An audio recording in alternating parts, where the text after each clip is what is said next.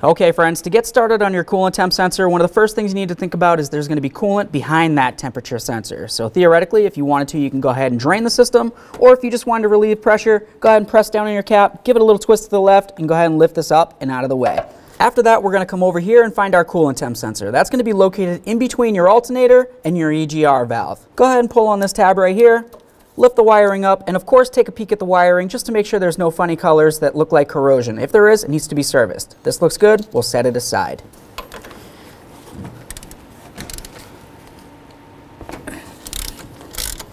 Now if you haven't drained your coolant, you definitely want to make sure you have your sensor ready at hand, so that way there, once you pull this out, you can go ahead and put in your new one before too much coolant comes out.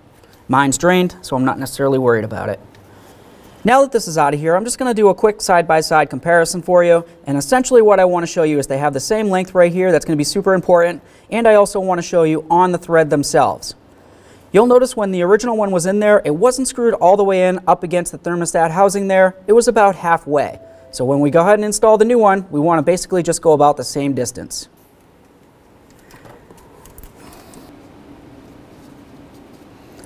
If for some reason you're having an issue getting your socket in there because of the angle, typically it comes down to this tube location right here. If it is an issue, go ahead and take out this bolt right here, and then you'll be able to maneuver this out of the way.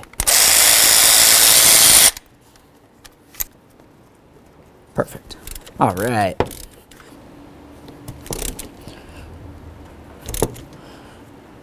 Before we put our wiring back on, let's just use a little bit of dielectric grease on the connection point. Go ahead and connect that back in. Make sure it's completely secured. Let's go ahead and put our bolt back in here. It's nice and snug. So now you just want to check and top off your coolant. Once you're sure it's nice and full, go ahead and close it off so it's nice and tight, and then take it for a road test.